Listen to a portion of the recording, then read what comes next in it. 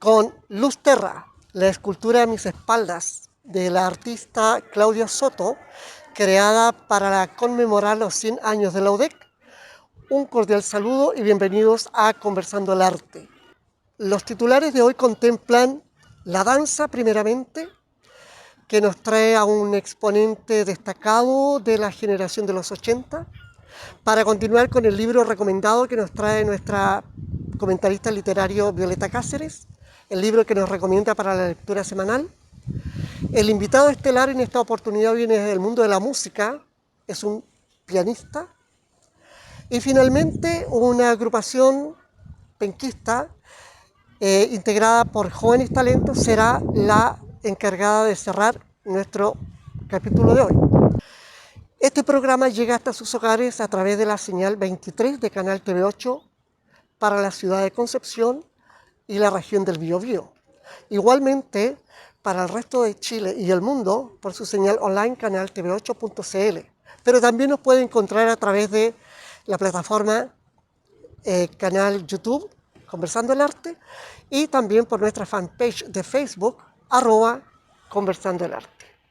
Iniciamos con el segmento Invitación a la danza. Este espacio es presentado por el Colegio Profesionales de Danza de Chile, ProDanza Chile. Y ellos nos traen la siguiente cápsula, homenaje a Luis Eduardo Araneda.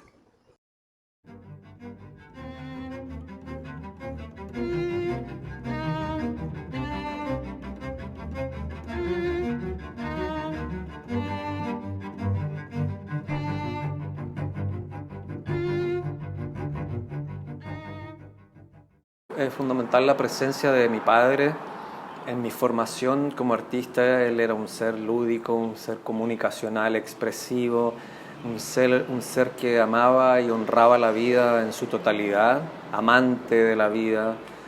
Y entonces eso es muy importante en mi formación. Luego, al salir del colegio, tuve una formación general, pero sin, digamos, ningún estímulo en el área artística. Cuando salí del colegio estuve en una carrera X en la universidad en Puerto Montt y estuve en el grupo de teatro en la universidad y ese fue mi primer contacto con el trabajo del cuerpo. Luego, al regresar a Santiago, después de un semestre, estaba en la búsqueda, pero una búsqueda intensa. Vino el yoga, la meditación, el cine, la música, Nietzsche, la filosofía. Andaba buscando, pero necesitaba algo y de pronto apareció la danza y la metodología de la improvisación y de alguna manera eso me tragó hasta el día de hoy. Importante la escuela y la formación con estos referentes importantes que son Patricio Bunster y Joan Turner Jara, que nos traen toda la formación Laban Leder.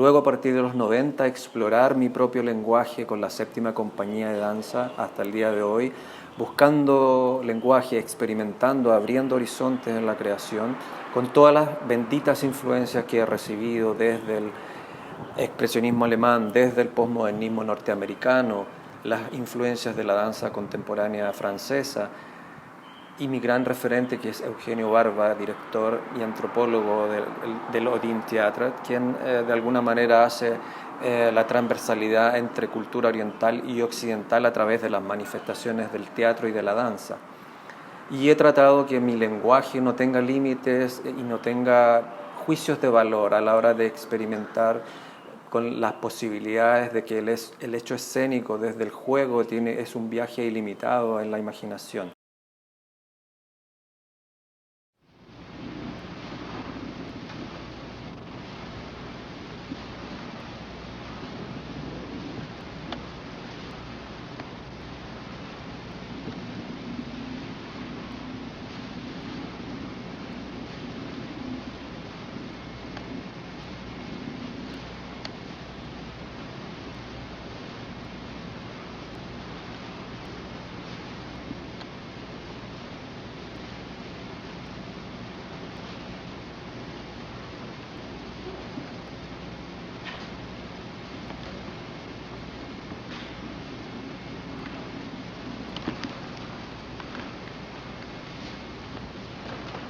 Mi referente o mi pulsión creativa básica tiene que ver con el tema de la identidad, el tema de la memoria, el tema de quiénes somos como raíz cultural. Me interesa hablar desde la poesía, desde nuestros poetas, desde nuestros músicos, desde nuestra memoria, desde nuestra historia.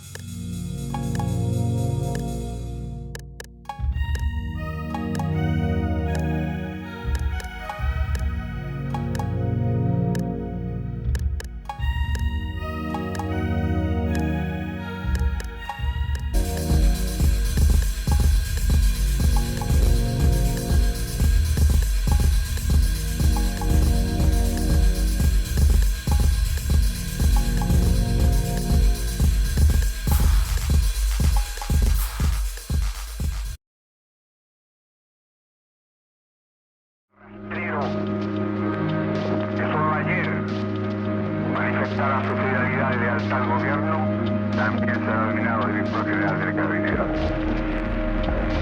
Ante estos hechos, como me acaba de decir don Pablo Novoa, yo no voy a renunciar. Colocado en un tránsito histórico, pagaré con mi vida la lealtad del pueblo.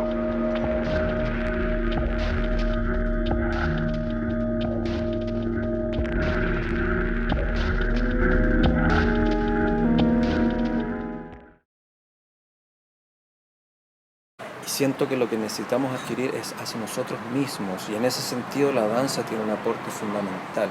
Esa es nuestra gran misión, ese es nuestro futuro, hacia eso debemos apuntar, y sobre todo las nuevas generaciones, a que la danza tenga un espacio desde la formación, a un ser integral que haga un aporte a la sociedad y al desarrollo de la sociedad desde el punto de vista humano, desde el punto de vista cultural.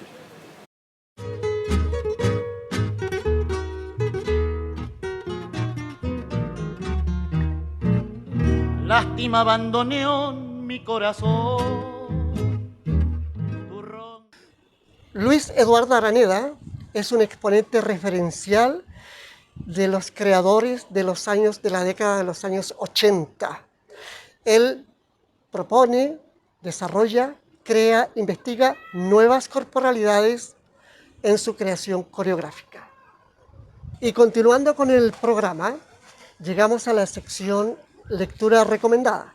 Nuestra comentarista literario, la señora Violeta Cáceres, nos comparte el libro Después, del autor Stephen King.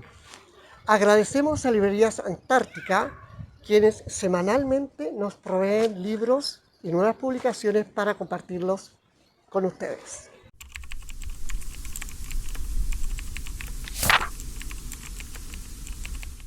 Later o Después es la última novela de Stephen King. Tiene 245 páginas de Plaza Llanés y es la primera edición ahora junio 2021. Nos dice la referencia: en ocasiones para crecer debes vencer a tus demonios. Entonces, Jamie Conklin, el único hijo de una madre soltera, solo quiere tener una infancia normal. Sin embargo, nació con una habilidad sobrenatural que su madre le insta a mantener en secreto y que le permite ver a aquello que nadie más puede ver y enterarse de lo que el resto del mundo ignora. Cuando una inspectora del Departamento de Policía de Nueva York le obliga a este chico a evitar el último atentado de un asesino que amenaza con seguir atacando incluso desde la tumba, Jamie no tardará en descubrir que el precio que debe pagar por ese poder tal vez es demasiado alto. Después, ¿no es cierto?, de Stephen King, En estado puro, es una novela inquietante, emotiva, sobre la inocencia perdida y las pruebas que hay que superar para diferenciar el bien del mal. Entonces, este es un relato poderoso, terrorífico e inolvidable sobre la necesidad de plantarle cara a la maldad en todas sus formas. Entonces, esta es una novela narrada desde el punto de vista de un niño y adolescente. El narrador, cuando tiene 22 años, retrocede y recuerda su vida de adolescente y su niñez, y va relatándonos los hechos. Entonces, es una historia cercana sobre el crecimiento de este niño que está recordando esta niñez hasta los 22 años. Entonces, la acción ocurre en Nueva York, como dijimos. Este niño tiene y vive un hecho paranormal. Es hijo de una madre agente literaria, ¿no es cierto?, que tiene que trabajar con escritores sobre sus producciones, sobre sus creaciones y las ediciones de los libros. Entonces, explora este poder del niño que puede hablar con los muertos, pero con una particularidad. Los muertos están obligados a decir solamente la verdad. Por lo tanto, esta condición amplía toda la creatividad de esta novela, ¿no es cierto?, que los muertos digan solamente la verdad. Existen diferentes muertos en esta narración y esta historia, ¿no es cierto?, es de un crecimiento cercana, creíble. Menciona también la relación lésbica de su madre con mucha normalidad y una naturalidad. También esta relación entre madre e hijo es muy cercana, entonces es muy creíble la forma de narrar. Crecer tiene un costo, ¿no es cierto? Y aparece el terror aquí como consecuencia de esa cualidad, la cualidad, ¿no es cierto?, de poder ver a los muertos. Esta novela es de acción rápida, es entretenida, creativa, un lenguaje magistral, detectivesca. Destaca la forma de narrar el mundo de un niño, cómo ve un niño este mundo y cómo lo expresa, y luego siendo adolescente también. Entonces, esto implica la maestría de este narrador, ¿no es cierto?, que nos transporta a el mundo de un niño, ¿no es cierto?, el mundo ingenuo e inocente de un niño que está creciendo. Tiene un ritmo ágil y te atrapa totalmente. Por lo tanto, esta es una novela muy entretenida de leer durante estas vacaciones, totalmente recomendable para disfrutarla.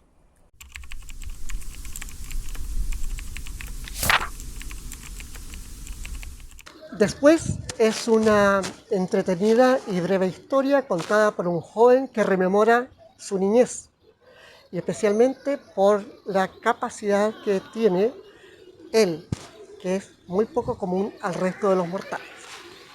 Y es así como hemos llegado al momento estelar de nuestro programa, la conversación.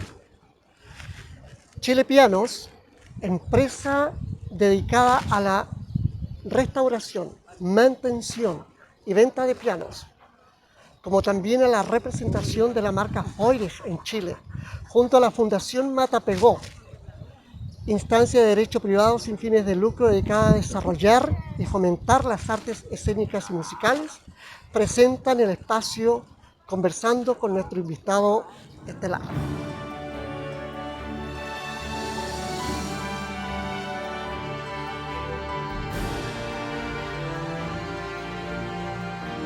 Y continuando con nuestro programa, la conversación en este capítulo nos llega de la mano de un músico bastante particular a mi entender.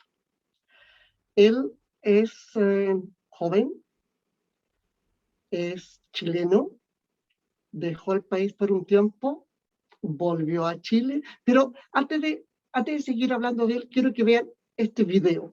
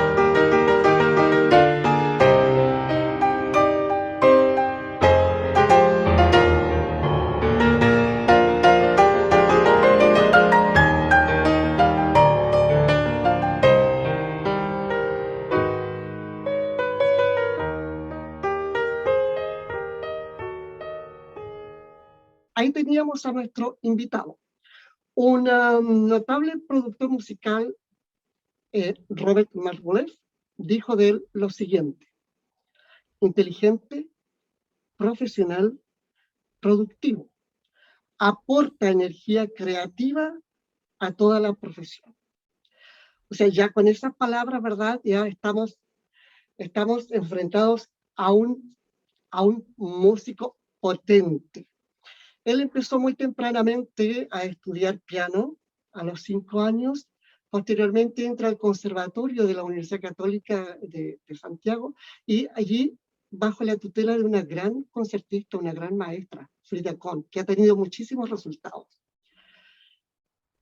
Fue avanzando sus estudios, llegó a una etapa ya más profesional, de competencia, pero un día cambió y entró a estudiar una carrera que a todos, de alguna forma, los padres nos exigen, a los que venimos del mundo del arte, porque supuestamente nos vamos a morir de hambre con el arte, ¿no? Y entró a estudiar ingeniería.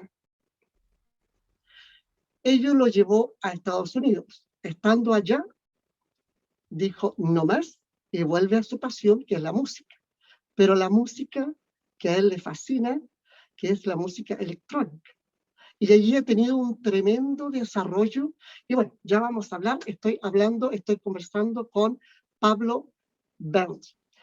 Pablo, bienvenido a nuestro programa, gracias por aceptar esta invitación y esperamos tener una amena y entretenida charla respecto al arte, la música y tu trayectoria. Gracias, Charles. Encantado de poder estar acá. Muchas gracias por invitarme. Encantado de poder estar hoy día conversando con todos ustedes. Gracias a ti. Para seguir, entonces voy a presentarte a los panelistas, a Karen Lavé, arquitecto y bailarina, nuestra panelista, y nuestro segundo panelista, Nicolás Barría, profesor y poeta.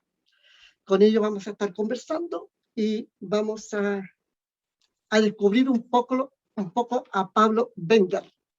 En tu casa se hacía música de pequeño, ¿no? O sea, siempre se hizo música. Tú por ahí viene el gusto por la música, ¿no? Ujú. Sí, bueno, mi papá, él es un pianista frustrado, a él le gusta llamarse un pianista. Él tomó clases, yo te diría, un par de años, pero nunca prosperó el piano. Sin embargo, es un aficionado a la música clásica, un aficionado a la ópera, un aficionado a la música de cámara desde muy pequeño. Y cuando yo nací, él siempre supo que apenas yo tuviera una edad suficiente, digamos, como para poder sentarme en la banqueta del piano y no caerme de boca, me iba a poner en clases de piano. Entonces, mis inicios del piano, en el piano fueron, por supuesto que propiciados por mi padre. Yo partí a los 5 años estudiando piano con el método Suzuki, que es un método que te imparte la música, pero no te enseñan a leer, sino que es todo de memoria. ¿Ah? Es una forma de enseñar música de memoria. Luego estuve 2 años en la escuela moderna. Esto fue entre los 8 y los 10 años, yo te diría, y luego ya entré al conservatorio del Instituto de Música en la Universidad Católica con la profesora Frida Kohn. Y con ella estuve prácticamente 10 años con la señora Frida. Con ella egresaste de la carrera, ¿no? Con ella hiciste todo tu ciclo básico, ciclo superior, con La ella etapa preparatoria, tal cual. exactamente, y fuiste a competencias. Pero ¿qué pasó? ¿Por qué entras a estudiar si había una motivación, si había un avanzar, había un desarrollo? ¿Qué pasó? ¿Por qué no seguiste la música y te vas a la ingeniería? Es una pregunta, yo creo que es una de las grandes preguntas que hasta el día de hoy no te sabría dar una respuesta 100% concluyente. Yo creo que hubo mucho de guata, hubo mucho de quizás presiones de afuera. Fue una decisión que marcó un punto de inflexión en mi vida. Eh, y te puedo nombrar 3 o 4 fenómenos que estaban ocurriendo conmigo en ese momento y que un poco como que me encauzaron en esa decisión. Em, yo a esas alturas ya llevaba 12 años de estudios de piano, ya estaba en una etapa en la cual estaba dando conciertos, había tocado en la Biblioteca Nacional, había tocado en la Sala Rao del Municipal, había tocado en el Instituto Chileno Alemán de Cultura, había estado en varios concursos de piano, estaba en el fondo un poco entrando como Estabas en en el circuito, estabas en el circuito. circuito, exactamente. Estaba con una profesora que es digamos, de corte mundial. Mi profesora es no solamente una tremenda docente, sino que muy, muy, muy buena concertista en piano. Yo me atrevería a decir de lo mejor que hay en el país, una tremenda persona, yo la adoro. Eh, y bueno, pasa que para ser pianista, yo me empecé a dar cuenta que se tiene que cumplir dos condiciones. Uno, tener talento, por supuesto, tener dedos para el piano, como se dice en buen chileno. Hay un componente, digamos, endógeno que hay que tenerlo dentro, pero también hay que tener algo que se llama vocación. ¿Ah? Porque vocación al final es lo que es el motor, ya es la energía que te Lo impulsa que para te mueve. 5, 6, 7, 8 horas diarias de piano. Eh, es el motor que te permite seguir en una ruta que puede ser bastante árida, porque recordemos que el piano es un instrumento que se toca mucho como solista. El estudio es de solista y puede ser un poco solitario. ¿Ah? Entonces hay que tener vocación y hay que tener talento. Yo siento, no quiero sonar arrogante, pero según lo que me decía, digamos, mi entorno y un poco lo que rescataba de las conversaciones que tenía con la gente del mundo, es que yo sí tengo ese talento, esa musicalidad, digamos, algo de eso había, pero me faltaba la vocación. ¿Ah? Yo no me veía en ese momento como un pianista, digamos, alguien del circuito del piano, porque simplemente no me la podía, no me gustaba estudiar 6 horas de piano. Yo soy una persona tremendamente sociable, me gusta estar con gente, y el piano lo encontraba una ruta un poco solitaria. ¿Ah? Eh, Solitarias.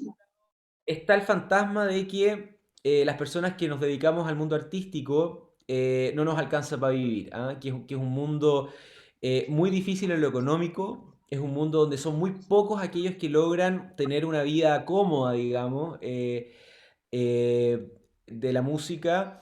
Y bueno, en mi familia todos son profesionales, todos han estudiado ingeniería, leyes, psicología. Entonces vengo a un mundo en donde todos son profesionales y si bien nunca nadie me hubiese puesto reparos en el caso de que yo haya querido seguir el piano, sí, digamos, había una presión, digamos, un poco directa para estudiar una carrera tradicional y tener un cartón, ¿ah? El cartón famoso que se llama.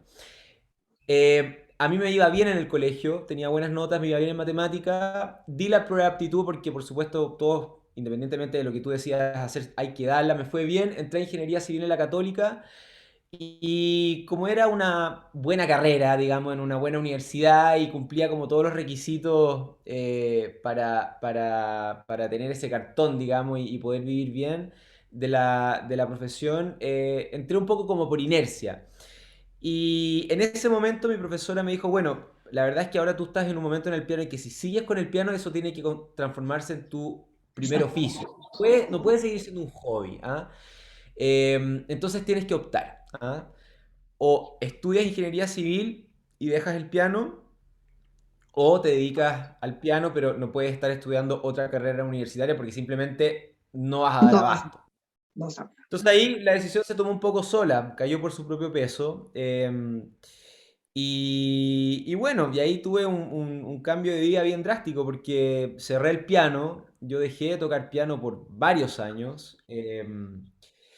Y bueno, y mi vida como que tomó un detour, ¿ah? Como se fue a hacer una excursión, digamos, en la cual se desvió de la ruta de la música, digamos.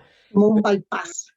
Un bypass, tal cual, pero al final la vida es redonda y todo vuelve a su origen. ¿Ah? La vida, al final, tarde o temprano, te vuelve a tirar, digamos, hacia el centro de gravedad, hacia donde tú verdaderamente perteneces, a donde está tu alma, donde está tu ser.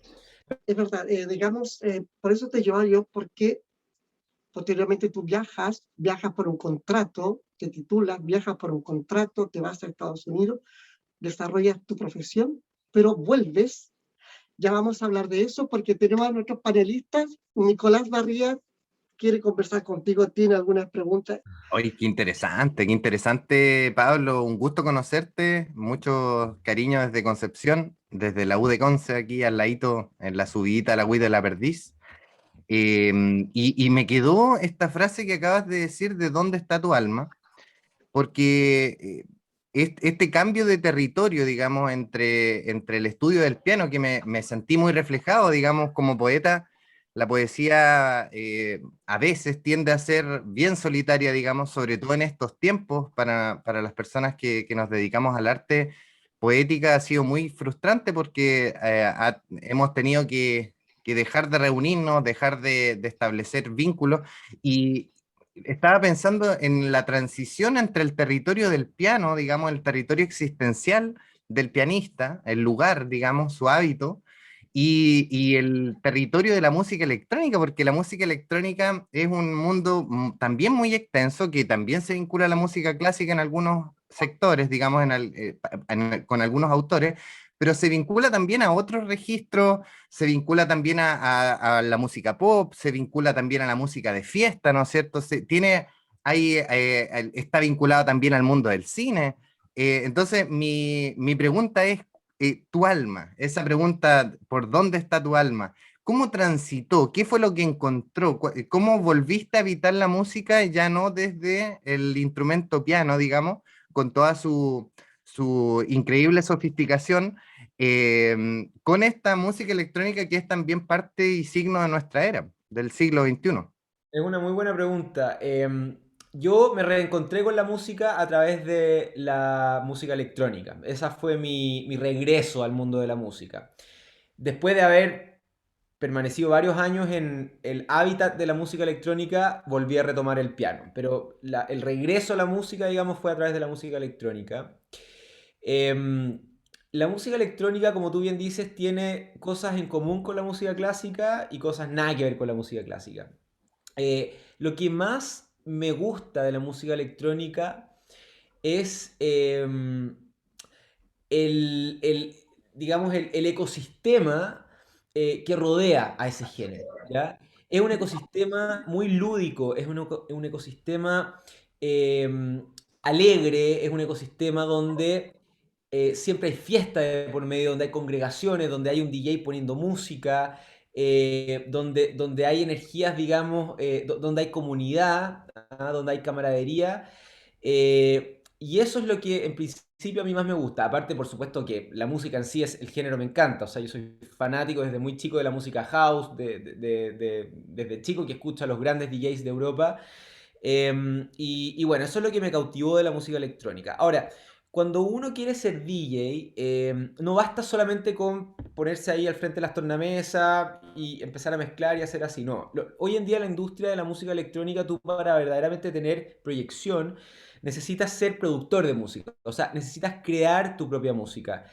Electrónica sí, pero de igual forma hay composición de por medio, ¿ya? Hay elección de sonidos, hay un arreglo detrás de la música electrónica, hay muchas habilidades técnicas que hay que saber dominar. Y si tú logras crear un repertorio, digamos, o un portafolio, como tú quieras llamarlo, de canciones que son tuyas, tienes mucha más proyección como artista. En la música electrónica, tú mencionaste, se asocia mucho al pop. Es verdad, hoy en día yo creo que el pop y la música electrónica es casi lo mismo hoy en día. Em, lo que me gusta de la música electrónica en la producción ahora es que se involucran varias habilidades, varios tipos de trabajo en uno, ¿ya? De partida está toda la parte de songwriting, ¿ya? Que tú como poeta, en español la traducción sería los cantautores, ¿ah? Un cantautor es el que O escribe la letrista letra, también. letrista, tal cual. Esa parte es súper entretenida y ahí yo soy bastante débil en ese ámbito, entonces siempre escribo en conjunto con cantautores, ¿ya?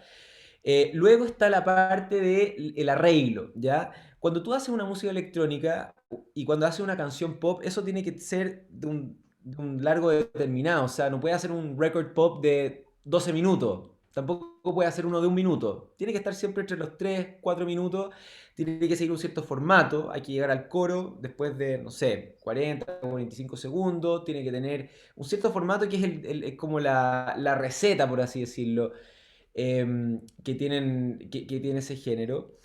Y escoger los instrumentos. O sea, si bien todo está programado en el computador, igual tú tienes que componer, tienes que hacer un arreglo melódico, tienes que hacer una línea melódica, y ahí tú tienes que escoger los sonidos también. ¿Cuáles son esas texturas que vas a ocupar? ¿Ya? ¿Cuáles son los elementos rítmicos que vas a tomar? ¿Cuáles son los elementos melódicos, los efectos? Después está la grabación de la voz. ¿Ah? El cantante canta, pero tú no puedes grabar al cantante y colocar esa pista de voz sobre la mezcla. Tienes todo un mundo dentro de la canción, con reverb, con armonía. Tienes que darle espacio a la voz. Todo eso al final es un arte. Hay muchísimo, muchísimo, muchísimo, muchos tecnicismos. Hay cualquier cantidad de para poder ser un buen productor. Y también lo entretenido es que se trabaja mucho en equipo, se trabaja con cantautores, se trabaja después con sesionistas. ¿Ah? Yo cuando, por ejemplo, en mis canciones cuando grabo un solo de guitarra, me gusta grabar una guitarra de verdad. Entonces vas donde el guitarrista le dices, mira, quiero que me toques este arreglo, y él lo toca. Después un bajista también, tienes que dirigirlo. Cuando le pongo piano a las canciones, ahí toco yo, por supuesto. Pero la grabación de las voces también, tienes que dirigir al cantante. Un cantante, hay que entender que el cantante es finalmente también un instrumentista. La diferencia es que su instrumento es la voz, ¿ah? Entonces tienes que dirigirlo, tienes que sacar lo mejor de él, ¿te fijas? Y la pega del productor también, en parte, requiere tener muchas habilidades blandas, ¿te fijas? Y cuando estás en el estudio con el cantante hay que saber guiarlo, hay que saber sacar lo mejor de él. Hay que también programar la sesión, no puedes pedirle que cante, digamos, los coros todos de una porque se va a cansar la voz. Primero tiene que partir quizás con algún verso, un poco como para aceitar la voz, después los coros, si tú notas que está un poco cansado, tienes que bajarle la intensidad a la sesión, porque si no se le cansa la voz, después no van a quedar bien las tomas.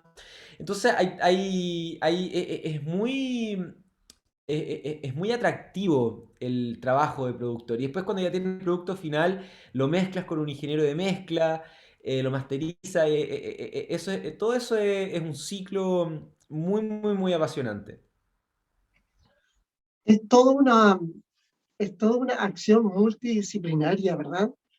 Eh, Ahora, la figura del productor aquí es muy importante. El productor, porque finalmente es el productor el que va a definir lo que sale hacia afuera, más allá de lo que se grabó, de los que intervienen, de los talentos de cada uno de ellos, pero es el productor finalmente el que da la línea final. Y eso, bueno, ahí tenemos en ti, se resume el productor, el músico, el intérprete, el compositor, todo. ¿Qué te dejó a ti? ¿Qué satisfacciones te ha traído a ti Body Motion, por ejemplo? Bueno, Boy Motion fue una de las primeras canciones que entró en Radio Nacional, en Chile. Esa canción estuvo rotando su buen tiempo en radios importantes en Chile, como Radio Carolina, por ejemplo, que es la radio top, del género pop, digamos. Em, Hicimos, todo un trabajo de prensa con ese sencillo. Em, Llegar a radio, Charles, es un hito muy, muy potente para la carrera de, bueno, de cualquier cantante y de cualquier productor de música electrónica. Llegar a una radio, grande, una radio nacional, una radio donde millones de millones de millones de auditores, pueden llegar a escuchar tu música todos los días, es es un hito en la vida. Y Body Motion fue el segundo sencillo que entró a rotar en radio. El primero era Couldn't You Be Mine, Body Motion el segundo, pero Body Motion, más allá de si tuvo éxito o no tuvo éxito, eso la verdad es que es secundario. Para mí tuvo mucho éxito, porque fue la primera canción en la que yo te puedo decir, ¿sabes qué? Acá hay un trabajo vocal, que terminó sonando como yo quería que sonara. Hay un trabajo de equipo con profesionales. En esa canción participaron cantantes, participaron cantautores. El ingeniero de sonido es una persona en Inglaterra que le mezcla las canciones a los grandes, grandes DJs. Em, yo diría que fue una de las primeras canciones en la cual yo sentí que había pasado, digamos, la línea de lo amateur a lo profesional, ¿te fijas? Y esa línea es súper, difícil trazarla, porque yo creo que solamente uno sabe cuando ya estás en terreno profesional y dejaste lo amateur, ¿te fijas? Es una línea que no es fija, ¿ya? No es una línea, que está tipificada en la industria. No es que después de 4 años trabajando como productor te transformas en un productor, ¿ah? Porque No. esto no es una universidad. O después de haber estado 5.000 horas dedicándole tiempo a esto, ya entonces tienes un sonido profesional. No, es algo que ocurre de repente y solamente uno lo sabe. Solo uno sabe cuando deja los pañales y creció, ¿no? Exacto. Solo uno lo sabe. Karen Lavette tiene preguntas para ti. Qué bueno que pudiste venir, súper interesante todo lo que estamos conversando, bien diferente también.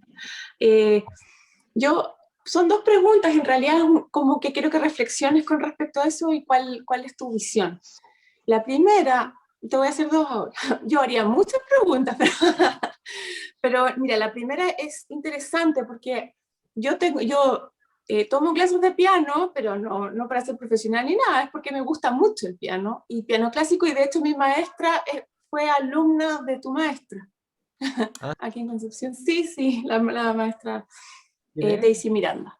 Y es súper interesante porque bueno, ella me hace estudiar mucho clásico, es decir, clásico, barroco, estudiamos los clásicos de la música de piano. Y yo la otra vez pensaba mirando las partituras y decía, oye, esta cuestión, claro, yo miro las partituras y de repente me dan ganas de tocar, de tomar música popular y tratar de tocarla en el piano, pero tú cuando ves una partitura clásica te das cuenta que estos tipos eran terriblemente vanguardistas en su tiempo y además te están contando millones de cosas con la partitura, desde su propia vida hasta su tiempo, hasta su carácter, es todo, es maravilloso, o sea, absolutamente vanguardistas. Entonces uno dice, por eso me gusta cuando leí tu biografía y vi que también tú acercabas eso un poco de por qué la música clásica es tan lejana, si es lo mismo que se está haciendo ahora en la música electrónica o la música de vanguardia. Pero ellos lo estaban haciendo en su tiempo con los recursos que tenían. Pero también es complejísimo y es un mundo completo, o sea, es un mundo que se te abre al entender esa música también. Esa es la primera pregunta, y la segunda te la hago al tiro. Te la hago en este momento igual, que tiene que ver con la producción, con cómo los artistas nos tenemos que también hacer, que es distinto, cómo los artistas tenemos que hacernos cargo un poco de nuestra propia producción artística, que yo creo que tú lo has hecho súper bien, o muy bien, que tampoco esperar, o sea, decir primero, oye, yo soy artista, que alguien me descubra y que me lance la carrera. Yo pienso que tal vez ahora no es así, que es muy interesante tomar las riendas y ser el propio productor. En el caso de la música quizás es un poco más fácil, pero es súper interesante cómo lo estás haciendo también, que creo que es lo que se viene. Esas dos preguntas. A ver, las voy a responder en orden. Tu primera observación, estoy 100% de acuerdo contigo. Cuando tú miras la música de compositores como Beethoven, ¿ya? O Chopin, estos tipos, aparte de ser genios, porque yo creo que en la historia de la humanidad, cuando ya dejemos de ser seres humanos y acá hayan ovnis y se acabe la raza humana, vamos a mirar para atrás los millones de años que estuvimos en este planeta y van a estar contados con los dedos de las manos la gente que escribió cosas como Beethoven o como Chopin, porque eso requiere un nivel de genio, o sea, del más allá, ¿te fijas? O sea, estas personas la profundidad del mundo interior de ellos debió haber sido infinita, porque para poder escribir eso tenéis que estar loco, o sea, loco, pero loco de talento, ¿te fijas?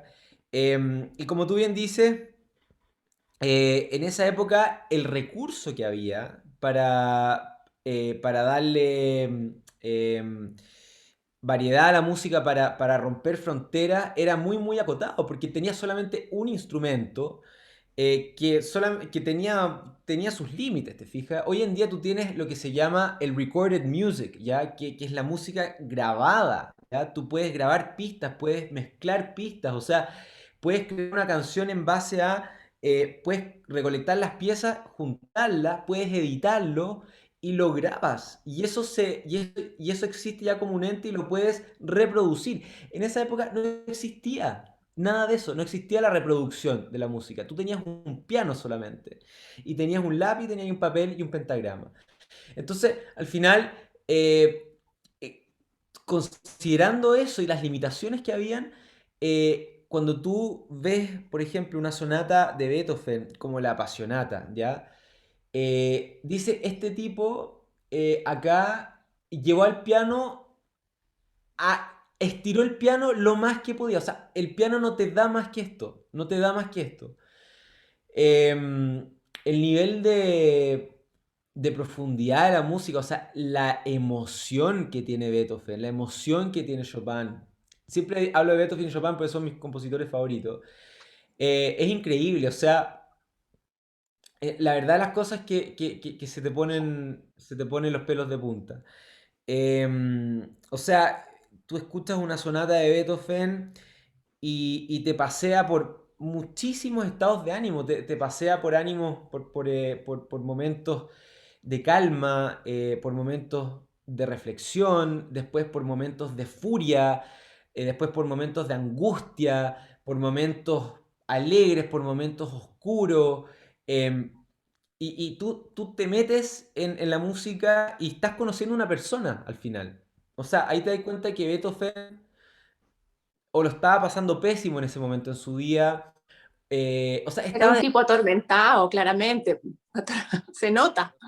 se nota, con los cambios de ritmo, con las disonancias, es tremendamente poderoso. Y la verdad es que yo creo que, no sé qué opinarán los otros pianistas, pero si yo pudiera, digamos, eh, hacer posible lo imposible y tuviera que escoger una cosa, sería poder traer a esos compositores a la vida real y poder hablar con ellos y decirle, oye, ¿qué te estaba pasando en la cabeza cuando escribiste esto? ¿Te fijáis? Porque deja tanto que desear poder haber hablado con esa persona, porque son obras musicales que han perdurado 250 años y hasta el día de hoy le siguen tocando la fibra a las personas que la oyen. Entonces, em, yo creo que artistas como ellos son dioses porque le dieron una plasticidad al piano impresionante. Bueno, eso con respecto no sé si te respondí bien, pero yo creo que... o sea, eso es lo que yo siento. ¿Ah? Bueno, y después con respecto a tu segunda pregunta, de que hoy en día los artistas tienen que ser emprendedores también de su propio proyecto. Ese fenómeno empezó a ocurrir desde que apareció el internet, yo creo, y apareció lo que se llama la distribución musical de manera individualizada. ¿No? Hoy en día, cualquier persona que crea una canción puede distribuirla a todo el mundo en tiempo real cuando él quiere. O sea, ya no necesitas un sello discográfico, una disquera que se encargue de financiarte un disco y se encargue después de distribuirlo. Ya hace, qué sé yo, 15, 20 años atrás uno iba a la feria del disco, ¿no es verdad? Y si querías comprar música, la biblioteca estaba acotada porque es lo que había en la feria del disco nomás, ¿ya? Si había una persona en Ucrania, seco, pero que no tenía música, digamos, grabada y no estaba distribuida, no podía llevar esa música al mundo. Hoy en día sí, ¿ya? Em, y eso, en mi opinión, es bueno y también no es tan bueno. Es bueno porque es mucho más democrático hoy en día. O sea, las barreras de entrada ya no existen. Cualquiera puede entrar. Pero por otro lado, no es tan bueno porque la calidad muchas veces de la música se ha visto bastante deteriorada. Hoy en día hay mucho ruido ya en el ambiente. O sea, hay mucha, no quiero decir grasa, pero sí hay bastantes pistas de audio, hay mucho audio que está en el internet que en mi opinión no lo debería estar, porque son cosas que en mi opinión no son música, ¿te fijas? No hay alma detrás, yo no le siento alma. Y cuando el internet está saturado con tanto contenido, es muy difícil distinguir lo que vale la pena escuchar frente a lo que no vale la pena escuchar. Entonces, eso obliga a los artistas. Y por otro lado, las disqueras y los sellos discográficos, lo que ellos hacen hoy en día es decir, ¿sabe qué?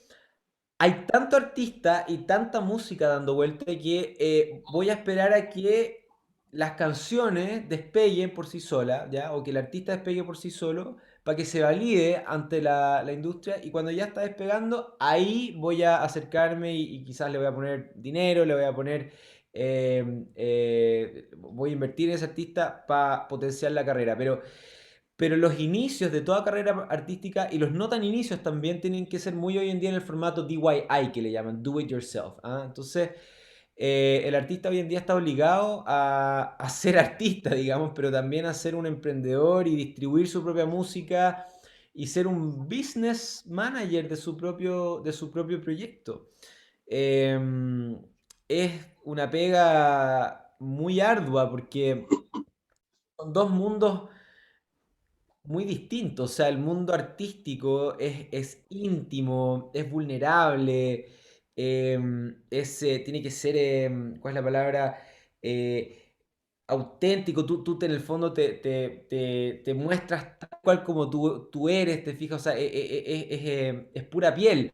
Y el mundo del business es muy árido, o sea, es duro, es entrar a negociar, es entrar a discutir, te fijas. Entonces hay que saber transitar entre esos dos mundos y bueno, no, no dejarse caer en el intento, porque puede llegar a ser muy frustrante también a veces cuando tú pones mucha alma a tu proyecto, mucha alma a una canción en particular y ves que no está resonando mucho con la gente, ¿te fijáis? Em, Así que lo del hacerlo uno mismo hoy en día es una tónica en cualquier carrera artística. Me atrevería a decir incluso que en el mundo clásico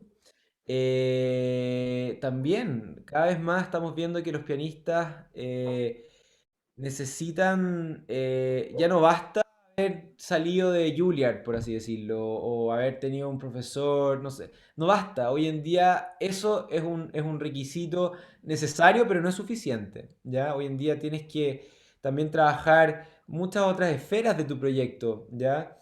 Em, Tienes que tener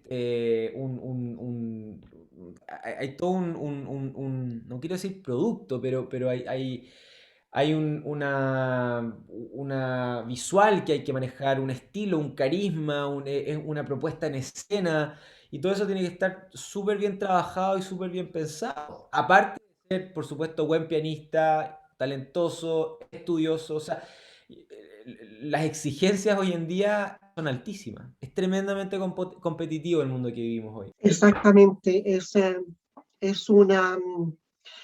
Hay que estar muy preparado hoy día. El artista no basta y no es esa cosa romántica, sino que tiene que tener otras herramientas. Y bueno, tú te has hecho eh, de esas capacidades, has trabajado en ello y estás desarrollando, digamos, una carrera actualmente. Hasta el 2018 estuviste en Estados Unidos con bastante éxito todo lo que estabas trabajando, pero ya el 2019 regresas al país y lo que es peor, tomas un desafío mayor aún que todo lo que había hecho antes, porque es retomar la carrera como pianista clásico. Y eso sí que es un desafío mayor, porque eso te obliga a volver a las tantas horas de estudio, a aislarte, a dejar un poquitito la farándula, digamos, ¿ya? Y darle contenido para llegar a dar conciertos. Que alcanzaste a dar algunos conciertos y nos pilló, bueno, el estallido social y la pandemia posterior, pero estás en ese proceso y yo quiero decirte, porque fue así como te descubrí. Yo estaba buscando interpretaciones de Claro de Luna y de repente me encontré con este jovencito y después, pero eso me llevó al Instagram y ahí simplemente exploté porque era una cosa como muy loca, ¿ya? Con tus famosos live, esos famosos live, que son interesantísimos y la cantidad de gente que te sigue.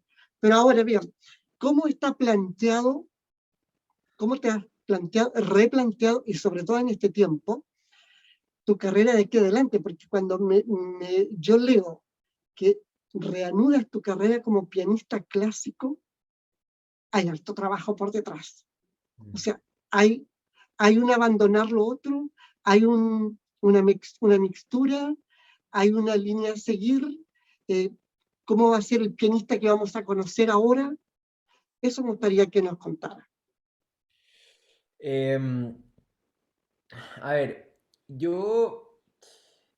mi reencuentro con el piano fue un momento muy significativo en mi vida.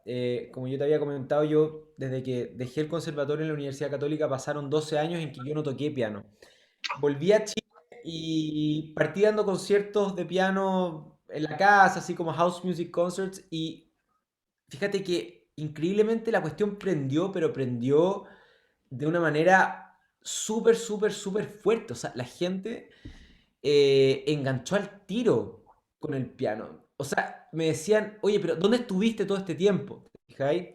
Y recordemos que yo recién había retomado el piano hacía 6 8 meses atrás, porque los primeros conciertos que di requirió que yo haya estudiado o retomado el piano 6 8 meses. La gente quedó muy contenta, me empezaron a salir oportunidades.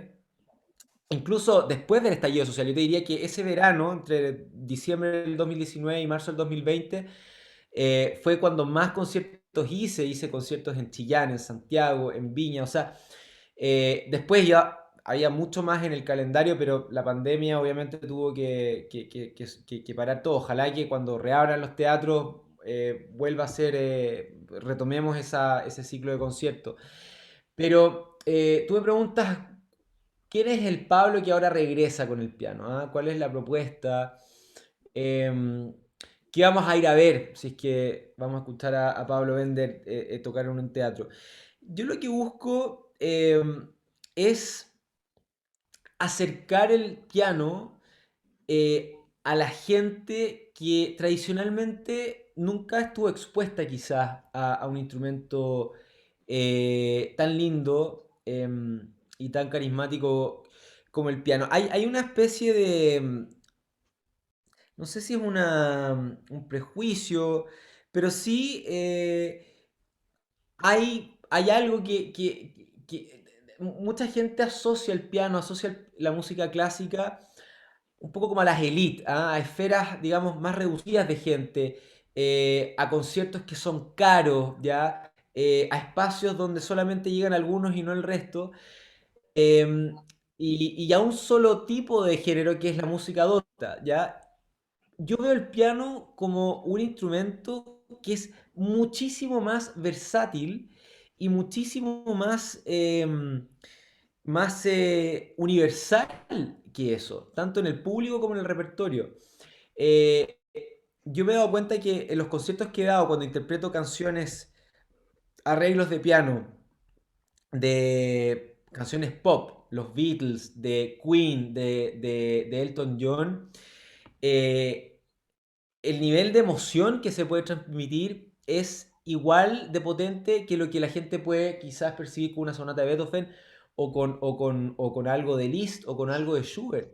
O sea, no está reducido el piano a eso, ¿te fijas?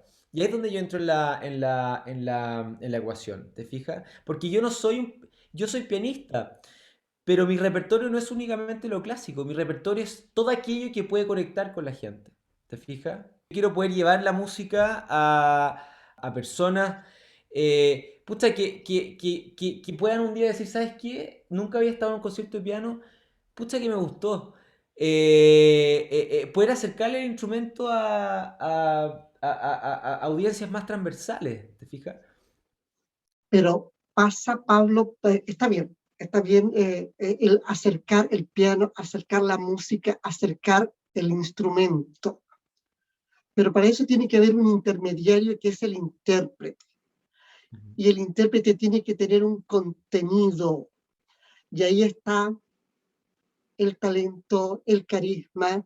Y si eso, porque yo puedo ser a lo mejor muy técnico, pero no logro. Pero cuando tú logras esa empatía y logras transmitir aquello que el compositor de alguna forma dijo a través de esta persona que está tocando ese instrumento, que en el fondo es un mueble, porque eso es, en el fondo eso es, ¿verdad? Es un mueble que tú lo haces hablar.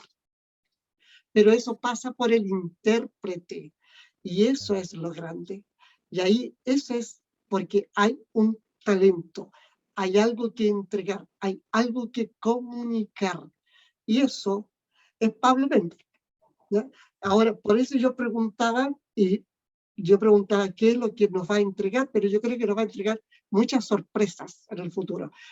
Karen Lavey tiene más preguntas para ti.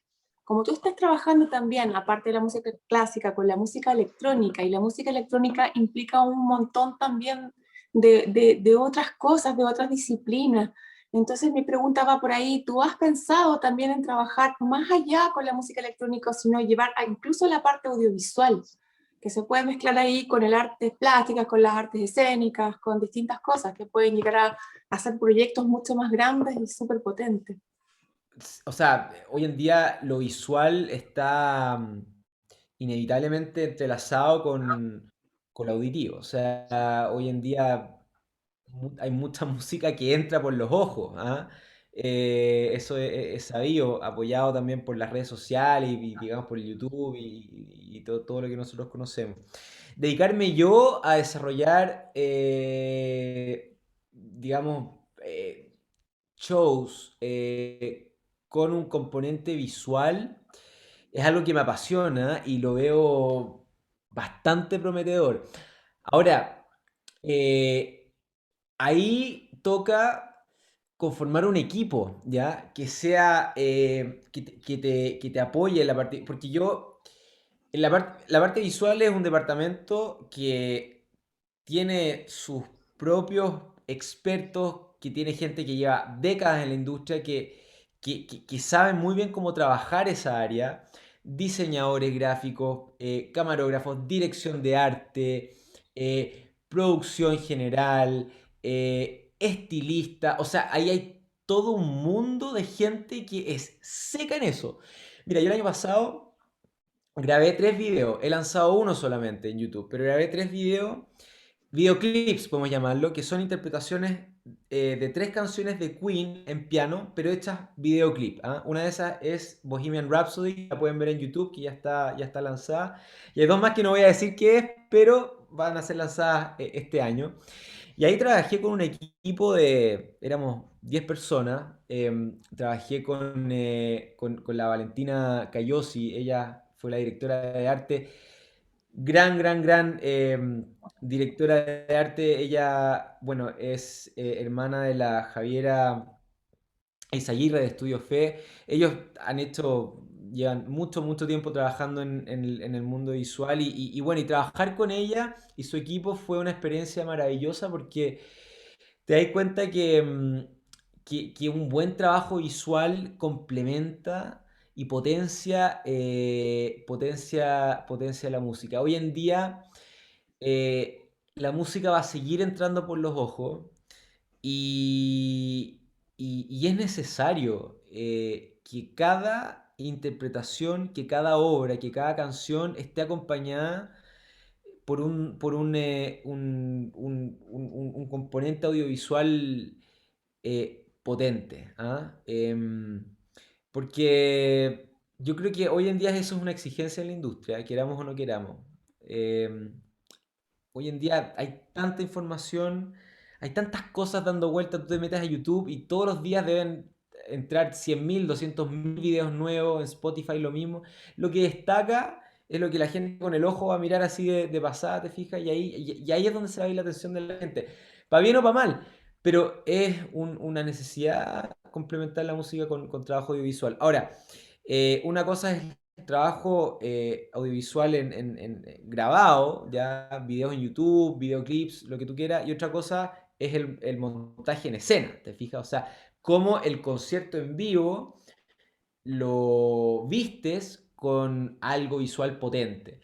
Eh, el concierto que yo hice con la Municipalidad de Santiago, con el Departamento de Cultura de la Municipalidad de Santiago en el Instituto Nacional, en la aula magna del Instituto Nacional hace un año atrás, eh, trajimos un, eh, un, una pantalla, estas pantallas grandes que usan en Teatro a Mil, que es una pantalla gigante, de 5x5 y proyectamos, mientras yo tocaba, íbamos pasando imágenes, ¿ah? De los Beatles en concierto, de Coldplay en concierto. Y la verdad es que la respuesta que tuvimos del público fue muy interesante. Muchos de ellos hablaban de una experiencia inmersiva, ¿ah? No era solamente auditivo, era todo, era visual, era auditivo, eso es inmersivo al final, porque em, estás apelando a más de un solo sentido, estás apelando a lo visual, a lo auditivo, entonces eso tuvo un efecto muy potente en la gente. Em, y bueno, Dios quiera que cuando se abran los teatros de nuevo podamos seguir ampliando y construyendo sobre eso. Lo que significa lo que tú dices, el espectáculo inmersivo. Es verdad, hoy día ya no bastan las disciplinas por separado. Esta fusión te invade, pero te invade de distintos puntos de vista, de distintos puntos sensoriales e emotivos. Entonces, es eso tal vez lo que el público hoy día lo siente muy bien, tener esta invasión de emociones, de imágenes, de sonidos, de colores, de textura, todo resumido, tal vez es lo que se viene hoy día, ¿verdad? Nicolás Barría tiene preguntas para ti.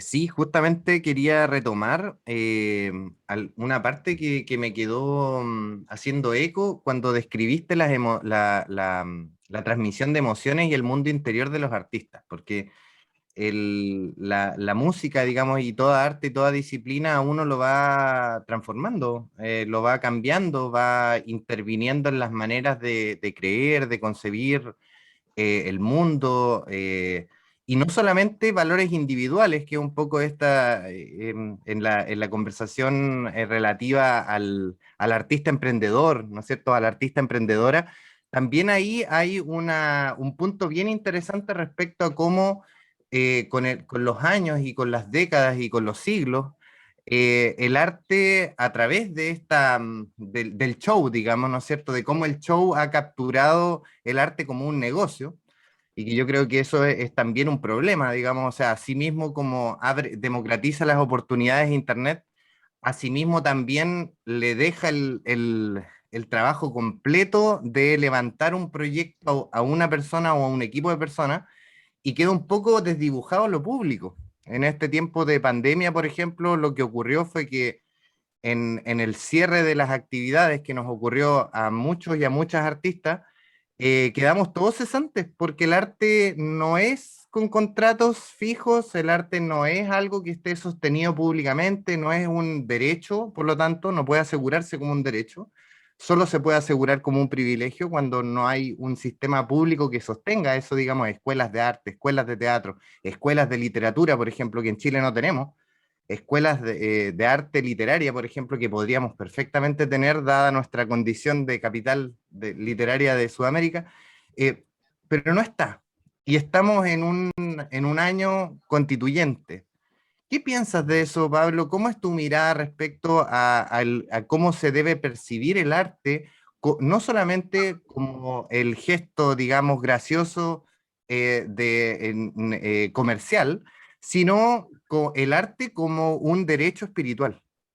¿Cómo se asegura el arte como un derecho espiritual para la infancia, por ejemplo? ¿Y qué es lo que se debe hacer respecto de pensar también en los artistas y las artistas y sus derechos laborales? Porque yo creo que ahí hay un tema muy delicado que quizás tú puedas tener alguna visión entre tus viajes y también entre tus maneras de sentir y pensar. Bueno, toca un punto muy interesante, muy interesante. Yo tengo la película re clara, o sea, para mí el arte es educación, ¿ya? El arte es una extensión de la educación.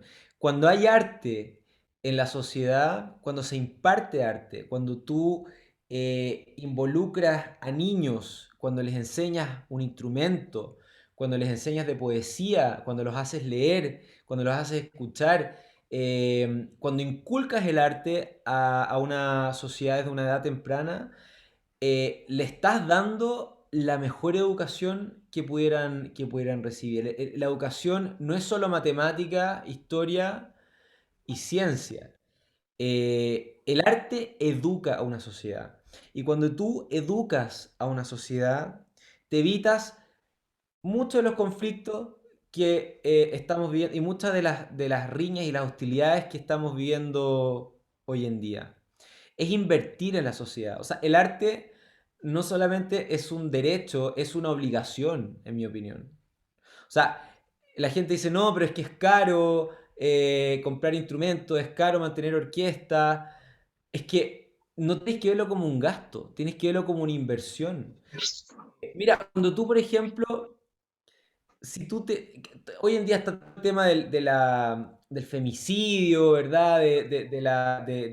Digamos, de las asimetrías que hay en laborales entre hombres y mujeres. Está todo esto en boga, ¿te fijas? Está en la discusión de hoy.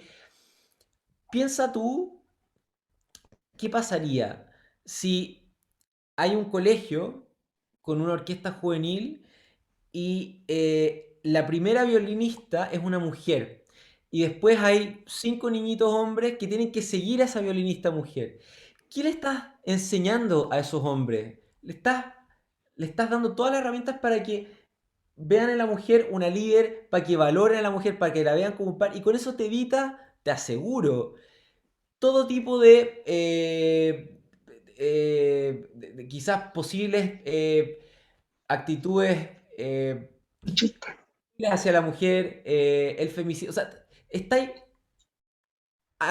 estáis adelantando camino, pero mucho antes. Estáis diciéndole desde chico que hombres y mujeres son iguales, ¿ya? Que hombres y mujeres tienen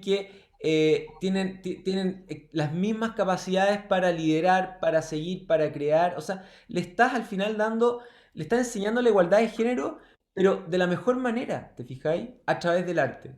Entonces, yo creo que el arte tiene que estar, es una obligación, no veo, ni siquiera lo veo como una opción de ponerlo en tela de juicio. O sea, para mí tiene que haber inversión en educación, pero es donde más que hay que invertir. Entonces, yo espero que en esta discusión, no solamente en la constituyente, sino que ojalá que en todas las esferas del mundo político, se toma en serio el arte. Ahora, sí también hay que ser cuidadoso y estar claro en que el arte tiene que ser también un espacio de respeto, tiene que ser un espacio de contribución, tiene que ser un espacio de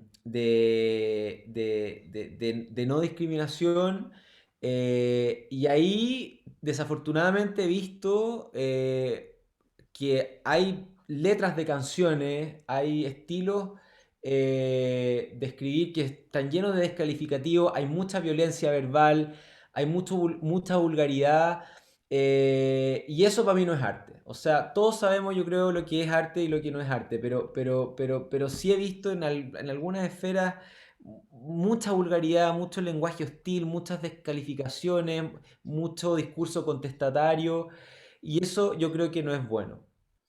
Pero el arte como espacio de amor, como espacio de paz, como espacio de querer entregar algo y querer nutrir el alma del resto, tiene que estar, pero súper, súper, súper garantizado y muy financiado. Y las personas que somos artistas no se nos puede ver como entes que tienen que tener un retorno económico inmediato, porque el arte no es eso. O sea, el arte no es, un artista no es un ingeniero, un artista no es un médico. 8 horas invertidas en arte no retornan lo mismo que 8 horas invertidas trabajando como médico. No, no es así, no es lineal, ¿te fijas? Entonces hay que financiar a los artistas, hay que creer en las carreras, hay que financiar las escuelas de literatura, de música, de teatro, hay que invertir en ellos, porque el retorno de un artista se ve muy a posteriori, ¿te fijáis? Un artista exitoso, como nosotros conocemos el éxito, es fruto de que estudió años de música, pasó por se dio muchas vueltas, horas de estudio, y todo ese tiempo quizás no tuvo ningún retorno, pero el retorno está muy expuesto, ¿te fijas? Entonces hay que verlo como una inversión. Esa es mi opinión al respecto. La inversión es absolutamente cierto. El arte es sanador, el arte es integrador, el arte es desarrollo, el arte hace crecer a las personas, hace mejores personas. Muy de acuerdo, muy interesante tu pensar, tu análisis, ese sentir. Y con ello, Pablo, darte las gracias porque ya estamos llegando al término de nuestro programa y gracias por haber estado con nosotros, te hayas tomado este tiempo. Gracias a nuestros panelistas y quiero ofrecerte las cámaras para que te despidas de nuestro público que van a ver este programa. Bueno, queridos y queridas auditores, telespectadores, muchas gracias por acompañarnos hoy día en esta linda conversación con Nicolás, con Karen, con Charles. Espero que prontamente podamos volver a los teatros y poder compartir con todos ustedes música en vivo, en Chile, fuera de Chile, y que nos podamos conocer en persona. Y así como hemos llegado al término de nuestra conversación con nuestro invitado y quiero que lo conozcan en el video, la siguiente interpretación que él realiza de la fantasía impromptu de Frédéric Chopin.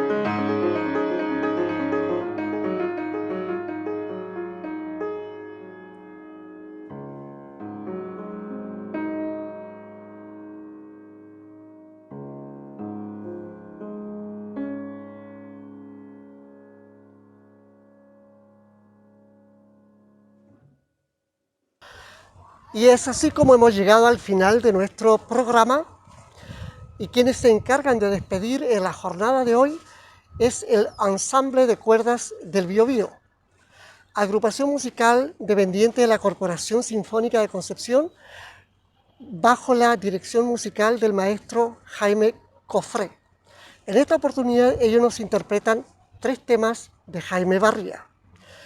Lo destacado de Jaime Barría, compositor y pianista, podemos reflexionar sobre ello, es la fusión del folclore, la música electrónica, electroacústica y el New Age.